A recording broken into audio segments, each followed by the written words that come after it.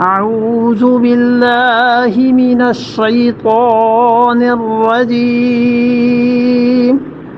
بسم الله الرحمن الرحيم قل للذين كفروا إن ينتهوا يغفر لهم ما قد سلف ومن يعودوا فقد مضت سنت الاولین۔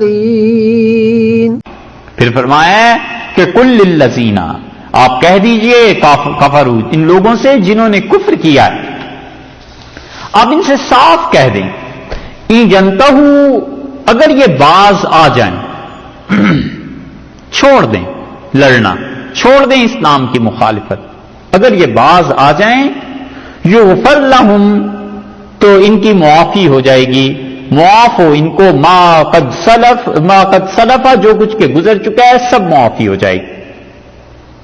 بحث اس پہ کیا مفسرین نے کہ کیا چیز معاف ہو جائے گی اور کافروں کی کس قسم کو کون سی چیز معاف ہوگی، تو وہ کہتے ہیں اس کا مطلب یہ ہے کہ کافروں کی حقوق اللہ تو سارے کے سارے معاف ہو گئے۔ حقوق اللہ جو ہیں وہ کسی بھی کافر سے نہیں کہا جائے گا کہ تم اسلام قبول کرنے کے بعد اپنے زمانہ جاہلیت میں حج فرض ہو گیا تھا لہذا اب حج بھی کرو، اگر اب فرض ہوتا ہے تو ٹھیک ہے وگرنہ نہیں۔ اسے یہ نہیں کہا جائے گا کہ تم نماز پڑھو، اللہ کے جتنے حقوق تھے ساقط ہو گئے۔ باقی رہ گیا حقوق العباد کا مسئلہ، تو فقہا کہتے ہیں کافروں میں سے وہ کافر، تین قسمیں ہیں کافروں کی۔ ایک کافر تو وہ ہیں جو ذمی ہیں، جن کا آپ نے ذمہ لیا ہوا ہے، اسلامک اسٹیٹ میں رہتے ہیں، وہ کہتے ہیں کہ انہوں نے چونکہ اسلامک اسٹیٹ میں رہ کے اپنے احکامات، معاملت، معاشرت ساری شریعت کے مطابق مالی احکامات میں چلنا ہے، اس لیے حقوق العباد میں ان کے قرضے، ان کا پیسہ یہ معاف نہیں ہوگا۔ دوسری قسم کے کافر وہ ہیں جو جنرلی سٹیزن ہیں، شہری ہیں، کہیں غلبہ ہو گیا، مسلمانوں نے ان کے ملک پہ قبضہ کر لیا، فتح پا لی، تو عام شہری جو ہیں اگر یہ اسلام کو قبول کر لیں گے تو بھی ان کے مالی معاملات میں ان کا اعتبار کیا جائے گا۔ جس کافر نے کافر کا قرضہ دینا ہے اسے کہیں گے کہ بھئی ادا کرو، اسلام نے تمہارے قرضے کو معاف نہیں کیا، اور مسلمان کا قرضہ دینا ہے تو وہ بھی ادا کرو، مسلمان نے اس کا دینا ہے، کیونکہ یہ کافر جنگ میں آئے ہی نہیں، اپنے شہروں میں بس رہے تھے، ان کے ساتھ تو اسلام نے کچھ بات ہی نہیں کی۔ تیسری قسم ہے حربی کافروں کی، اور حربی کافر کو حنفی فقہا کہتے ہیں کہ اس کا سارا قرضہ اور سب چیزیں معاف ہو جائیں گی، کیونکہ اس نے اس وقت اس جنگ میں آنے سے پہلے اس حربی کافر نے جتنی چیزیں بھی کی ہیں وہ اسلام کے مطابق تو نہیں کی، وہ تو اس نے کی ہیں اپنے ملک کے رواج کے مطابق۔ تو اب جب اسلام اس نے قبول کر لیا ہے تو اب ہم اسے کہیں گے کہ تم شرعی معاملات جو ہیں اسلام کے مطابق کرو، لہذا اس کا قرضہ بھی معاف ہو جائے گا، سب چیزیں ہو جائیں گی۔ اور بعض صورتیں اس کی ایسی ہیں جس میں سے اگر پیسے دینے ہیں تو اسٹیٹ پیسے دے گی، حربی کافر کے لیے پیسوں کی ادائیگی نہیں۔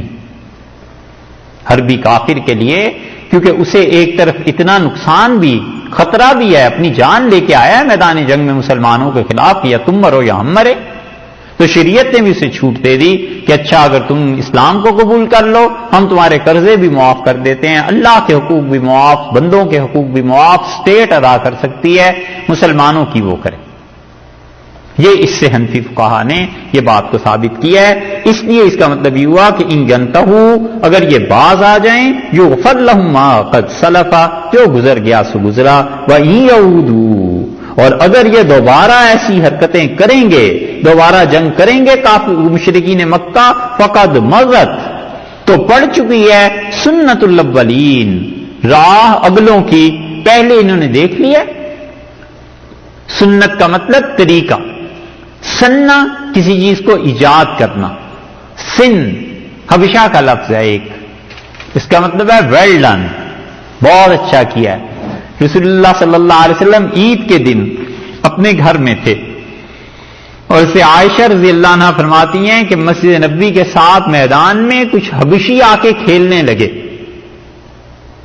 اور انہوں نے نیزے پھینکے، تو وہ کھیل رہے تھے اور دلچسپ کھیل تھا، تو تو رسول اللہ صلی اللہ علیہ وسلم مجھ سے پوچھا کہ عائشہ تم دیکھنا چاہتی ہو؟ میں نے کہا جی. تو رسول اللہ صلی اللہ علیہ وسلم دروازے میں کھڑے ہو گئے اور میں نے اپنی ٹھوڑی حضرت صلی اللہ علیہ وسلم کے کندھے پہ رکھ لی اور میں دیکھتی رہی. اور پھر رسول اللہ صلی اللہ علیہ وسلم مجھ سے پوچھا کہ تمہارا جی بھر گیا؟ میں نے کہا نہیں ابھی اور دیکھنا ہے. تو پھر رسول اللہ صلی اللہ علیہ وسلم کھڑے رہے, پھر میں دیکھتی رہی اور آپ نے ان کی اپنی زبان میں, ان حبشیوں نے, حبشی کھیل رہے تھے تو انہوں نے پوچھا رسول اللہ صلی اللہ علیہ وسلم سن, ان کی اپنی زبان میں کہا کہ بہت اچھا کھیل رہے ہو, بہت اچھا کر رہے ہو. یہ حدیث آئی ہے بخاری میں بھی, دوسری جگہوں پہ بھی. اس سے فقہاء نے استدلال کیا ہے کہ وہ کہتے ہیں غیر مسلموں کی زبان سیکھنا اور بولنا یہ جائز ہے. اگر نہ ہوتی تو رسول اللہ صلی اللہ علیہ وسلم اپنی زبان سے دوسری قوم کے لفظ کیوں کہتے؟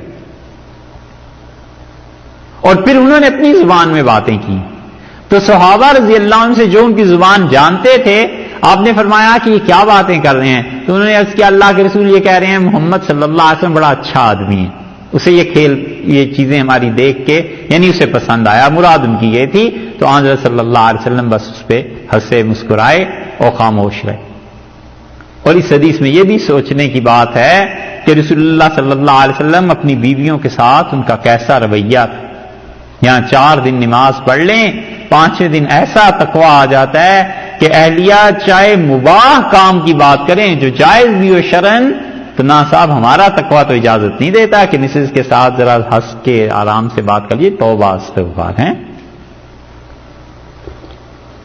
ذرا کہیں ہنس کے بات کر لی تو معلوم ہوا سارا تقوی زائل ہو گیا. ایسے نہیں کرنا چاہیے صاحب. اللہ نے سب کے حقوق رکھے ہیں اور ان حقوق کو پورا کرتا رہے. مباح کام اپنی ذات کے لیے اس کا دائرہ چاہے تنگ کر لے, اپنی ذات کے لیے تقویٰ کے درجے میں آ جائے, بہت اچھی بات ہے, لیکن دوسروں کے ساتھ اعتدال کے ساتھ رہے. اس لیے کہ اللہ کی جو مخلوق ہے بڑے نرم دل ہوتے ہیں ان لوگوں کے, اور اللہ کے ساتھ تعلق بھی ایسا ہی بہتر بلکہ قائم ہو جاتا ہے. ہم لوگ کیا کیا حرکتیں کرتے رہتے ہیں, انہوں نے گھروں میں ہی رہنا ہے, خدا کو یاد کریں, اللہ کے ساتھ تعلق استوار ہو جائے اور قائم ہو جائے, اگلی نسل پہ اثر جا کر پڑتا ہے اس کا. تو اس لیے اللہ تعالیٰ نے یہاں فرما دیا کہ اگر یہ کریں گے تو سننا کا لفظ جو ہے نا, کسی راہ کو مقرر کرنا. سنت کو سنت اسی لیے ہم کہتے ہیں کہ رسول اللہ صلی اللہ علیہ وسلم نے راہ متعین کر دی. حدیث اور سنت میں فرق ہے.